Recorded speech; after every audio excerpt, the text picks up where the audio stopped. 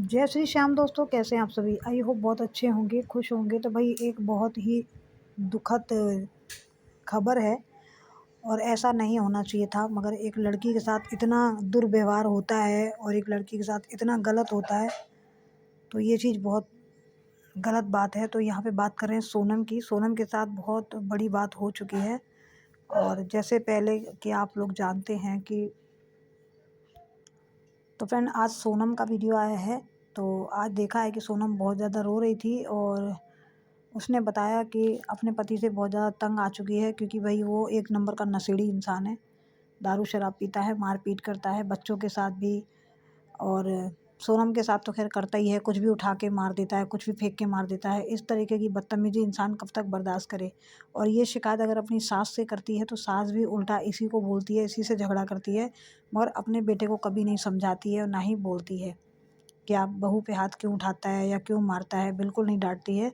कैसे घटिया लोग हैं कि कम से कम घर में एक बेटी जो है, बहू जो है अपने माँ-बाप को छोड़कर आई है और इस तरीके से उसको किस तरीके से घर में जलील किया जाता है, किस तरीके से उसको रत्ती भर भी इज़्ज़त नहीं मिलती है।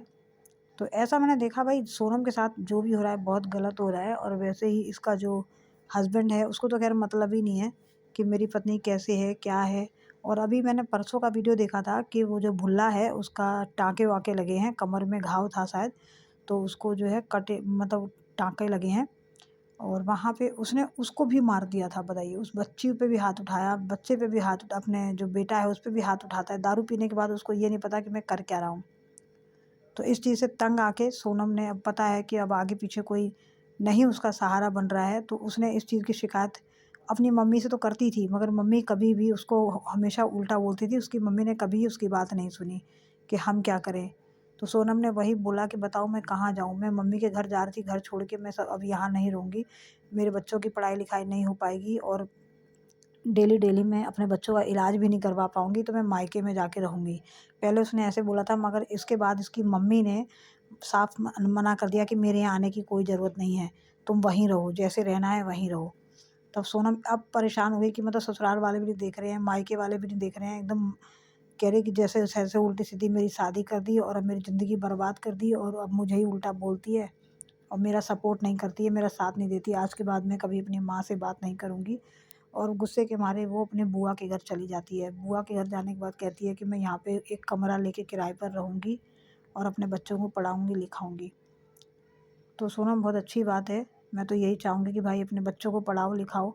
मगर मैं ये कभी नहीं चाहूँगी कि किसी का घर बिगड़े, मगर आपकी भी कोई गलती नहीं है। जब वो आदमी इतना नशेड़ी-गंजेड़ी है कि वो समझने को तैयार नहीं है, जब देखो तब मार-पीट करता है पत्नी के साथ, तो ये गलत है। एक औरत कितनी मार खाएगी? तो हम तो यही कहते हैं भाई यूट्यूब से तुम अच्छे से कमाओ और जैसे तुमने आज तक जो चैनल पर काम किया है वैसे ही करती रहना।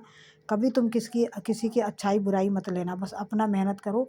कोई कुछ भी बोले, किसी की अच्छाई बुराई नहीं करनी है, बस तुम किसी के कहने में नहीं आना है, क्योंकि अरियारी गाँव के लोग सारे के सारे ऐसे निकल चुके हैं। कोई भी ऐसा इंसान नहीं है जो ढंग का ब्लॉगर हो। अब एक तुम दिखाई दे रही हो, तो भाई तुमसे मैं यही कहना चाहूँगी कि किसी की बातों में मत आना सोनम, और कभी भी किसी को उल्टा-सीधा मत बोलना, ना किसी को टारगेट करना। बस तुम अपना ज़िंदगी देखो, अपना बच्चा देखो, उनको पढ़ाओ-लिखाओ और कामयाब हो।